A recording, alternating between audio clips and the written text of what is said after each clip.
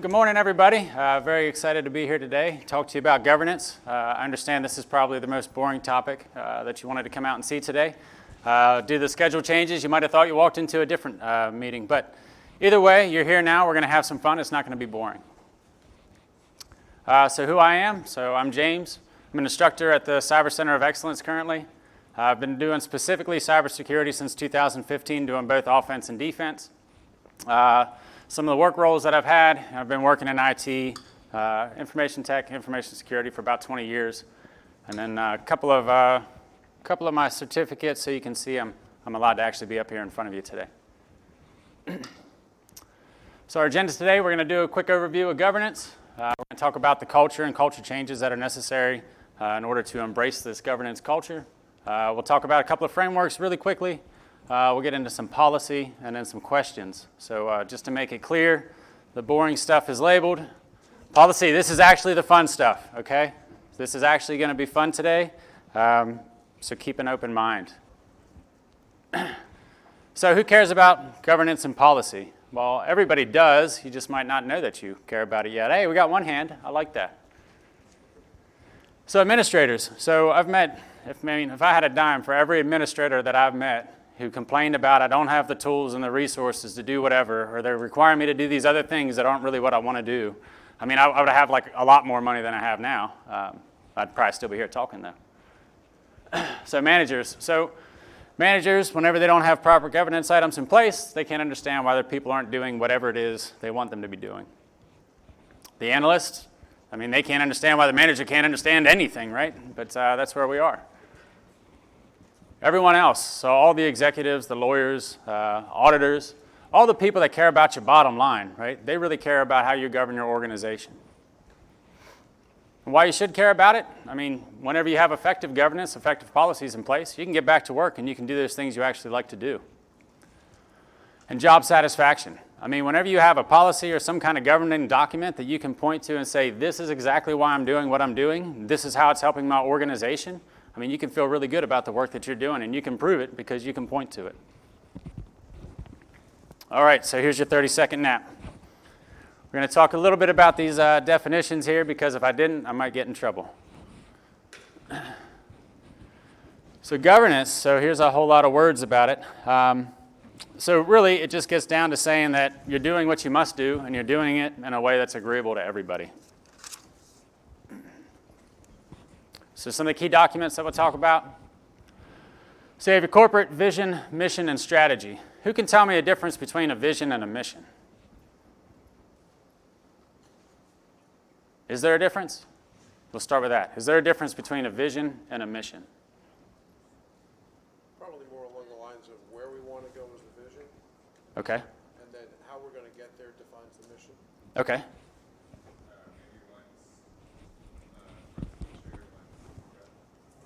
Good. Yeah. So they're both future-oriented.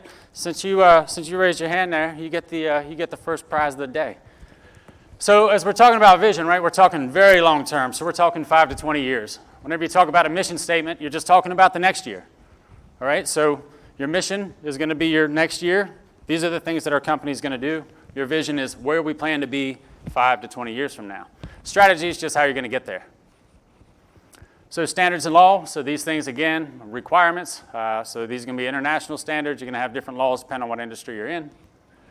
Policies, so this is going to be the fun one we talk about today. Again, this is a mandate for you. You have to adhere to policies. Guidelines, these are the things that help you achieve those standards, laws, and policies. So they're not necessarily mandated, but there's a lot of good ideas in there. They're going to help you to implement what you need to in your organization to adhere to all these other things. And then you have things like procedures, your TTPs, things like that. So those are the things that actually tell you how to do your task. So governance as a culture. So it takes time to change culture. It takes time to actually embrace, what it is and what you've got to do to get there.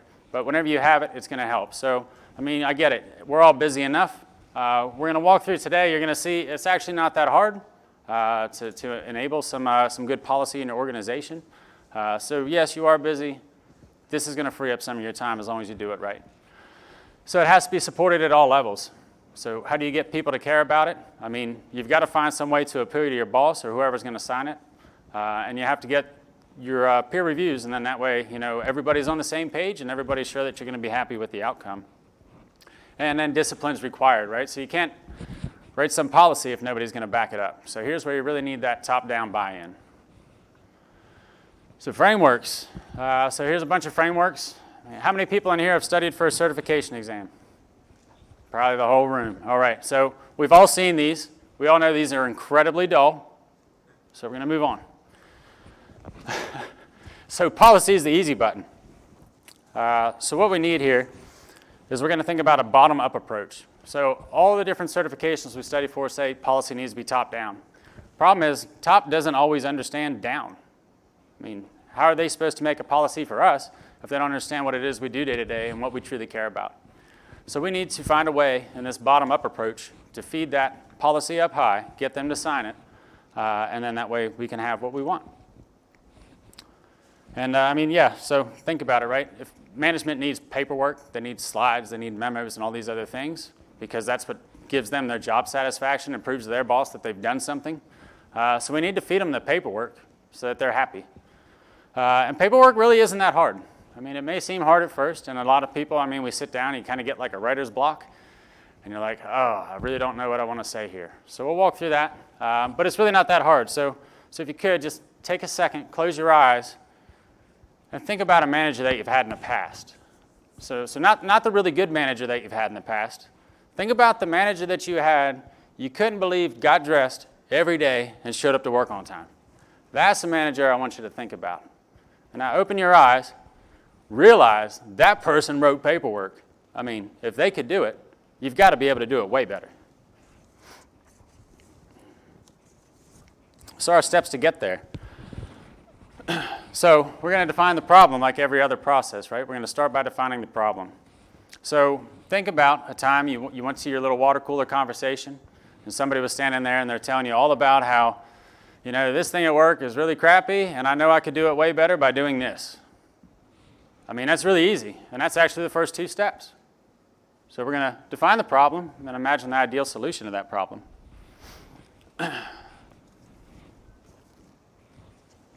So as we define that solution, just sit back, think about whatever it is. It doesn't have to be realistic at this point. So we know there's a problem, and we know there's something we want to fix. So grab your coffee, your Monster, and your Cheetos and a beanbag chair, and sit back and think about how great your life could be if only you could enact this policy for a day. Write down your thoughts. So if you're a doodler, start doodling. If you like diagrams, start making diagrams. If you like writing, just start writing. Nothing is wrong at this point. These are all the things that you want to get you from your problem to your ideal solution. So just spit it all out on paper or on a whiteboard or however you want to do it, and get your thoughts down. Step 4, just take a rest. Leave it sit for a day or two. Think about what it was you wrote down. Think about it from different perspectives. Is this really going to get you there? Is this really going to get signed? Is anybody going to agree with this? Step 5, let's get a peer review in there. So pass it around to some of your teammates and see, is this good? Is this actually going to work for our company? Is this actually going to work for me? Is this going to get me the time that I want to be able to get back on keyboard and stop writing these policies? And step 6, so we need to get a signature. We don't need your signature, right? We want to get your boss's signature. We got to go up a couple of levels, and that way you have some kind of top cover to say, I am allowed to do this today because this policy from your boss says I can. So step 1, we're going to define the problem. So I just want to ask everybody here and give me a couple of ideas. What's something that happens in your work week that you feel is a waste of time? We got some chuckles. Somebody give me something. Driving? Meetings. Hey, look at that. You get the second gift. I love it. Thanks. So meetings suck the soul from my life. That's the problem. Everybody has been in that situation walking down the hallway, and here comes the Grim Reaper, probably your boss, and says, I want you to be in this meeting. Great. Here goes the next hour of my life. So my ideal solution. So this is my utopia, so I get to plan it however I want. Probably going to be on a beach somewhere, not sitting in that meeting. Probably going to have an awesome desk like this thing. It's going to be so cool. Banging out all kind of code and programs and scripts to make my life so much easier. so I don't have to go to that meeting anymore. So this is where I want to get to. So I'm going to start writing about it. So in this exercise, you can see autocorrect got a little angry at me, but this is just one of the methods of brainstorming where you just sit down and you just start typing. You might give yourself a 5-minute time limit. You give yourself a 10-minute time limit. You start doodling your pictures. It doesn't matter. But the point is just to get all your thoughts down. As I work through this exercise and I'm thinking about it, right down somewhere in here, oh, except that one meeting, I actually have something to talk about. So I, describe my utopia. You can see I really need that chair. That's written in there a couple of times. But I describe my utopia to frame that problem. I considered, solutions, right? You can see me kind of banter about, I'll probably get sand on my keyboard. That's probably not going to work too good. So I've thought about this thing a little bit. And I thought, yeah, you know what? There is one meeting I should probably go to. So this is just a method that you can use. I mean, again, like I said, you can draw it up however you like. But make sure you write it down. Diagram it. Draw a picture. Step 4, we're just going to take a break. I mean, we're in Augusta, right? So we're going to go hit the golf course. So during this time, just reflect on it. Did you actually think about it? Is anybody actually going to sign it? What are your peers going to think about it?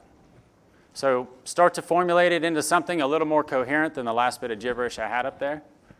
And we'll move into step 5 where we get a peer review. So, what you think, bruh, says me.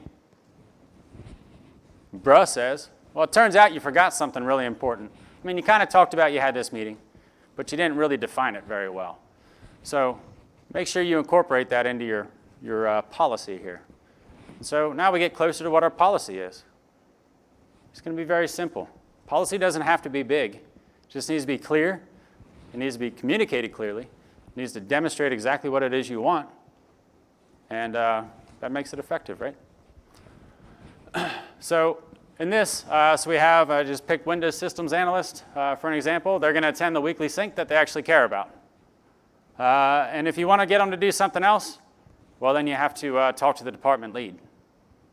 So let me tell you the best part about policy. This is the policy we want. So if you notice that second little line there, that probably leads us to another policy, because there's going to have to be some kind of process and policy procedure to request us at a meeting from the department lead. Don't write that policy. So step 6, our signature.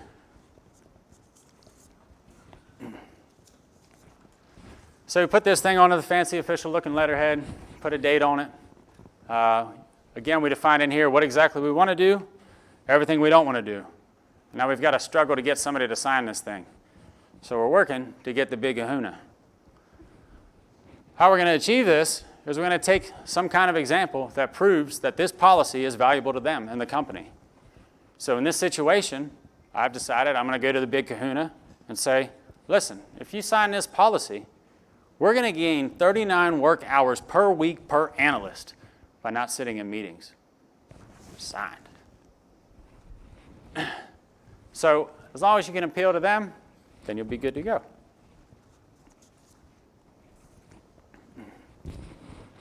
So review, so we went through a quick scenario.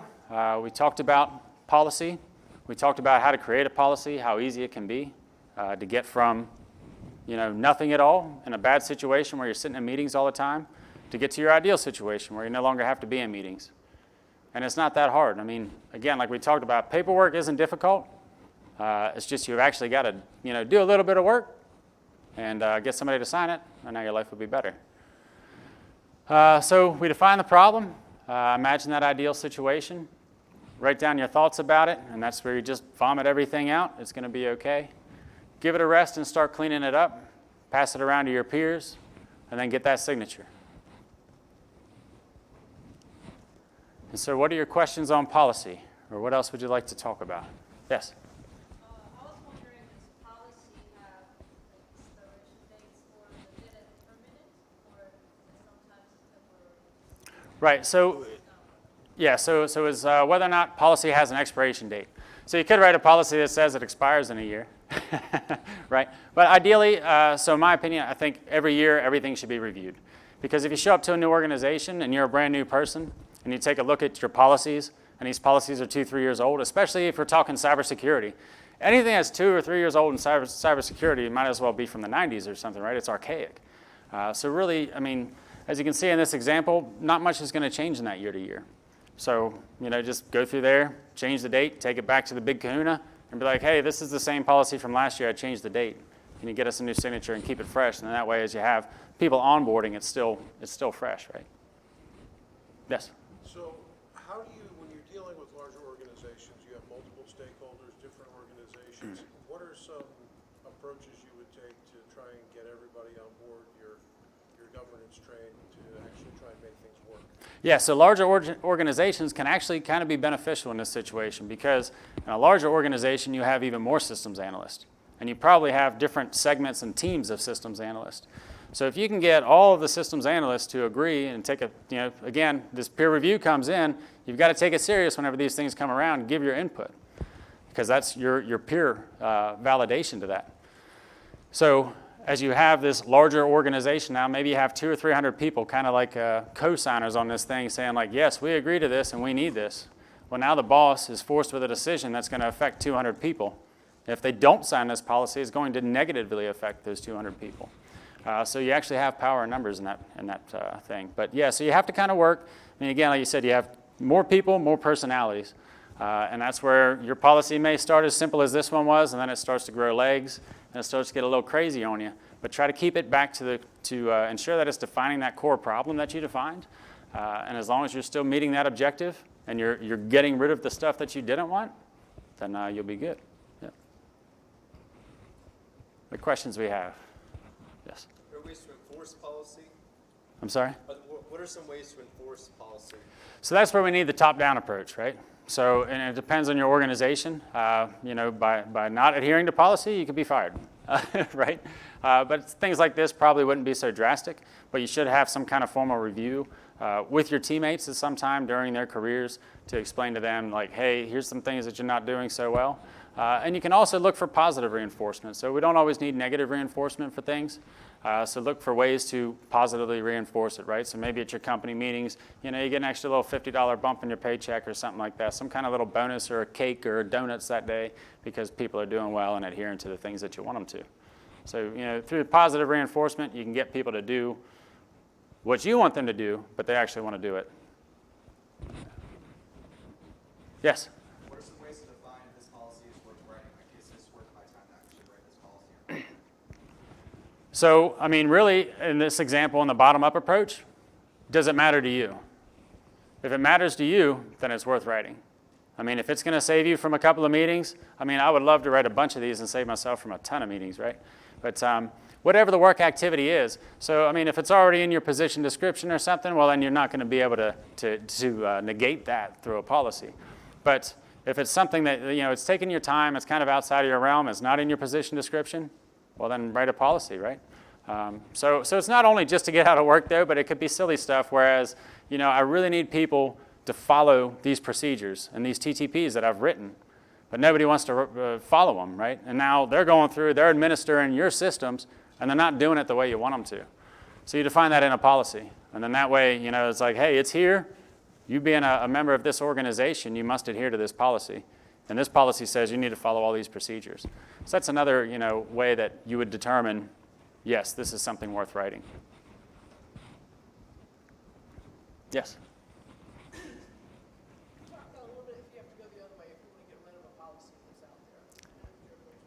Yeah, so trying to get rid of a policy. And so I'm crazy about this. I read everything. I really do. So whenever I join a new organization, I find all those policies and I look at them and it's like, hey, this one's a little weird.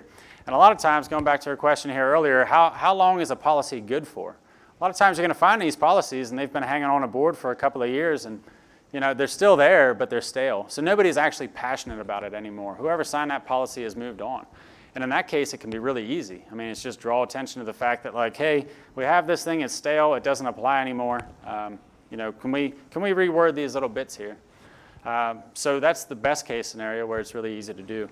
Other times, you might have somebody that's really passionate about it, and they had just written it, and it's hot off the press. But that's where you just need to read it and find a way to communicate again. Like in our example, if we get rid of this, we're going to increase our work hours, or we're going to increase our efficiency. We're going to increase the bottom line. So it's just finding a way to communicate to the person that wrote that policy whatever they're passionate about. So you might have to be a little bit personal with them to understand what makes them tick. And then as soon as you can find that thing, then that gives you the leverage to be able to get that seat at the table to explain how you can do it better and why it needs to be changed. So.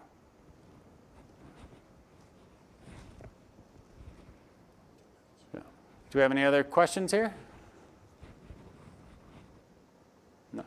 Okay, well, I'm going to close up early then. Everybody's going to get to Chick-fil-A a little faster, huh? So, hey, thanks for coming out. I really enjoyed getting a chance to talk to you. Hope this helped you out, and you can go back, write some effective policy for yourself, and make your life a little easier. So, all right, thank you.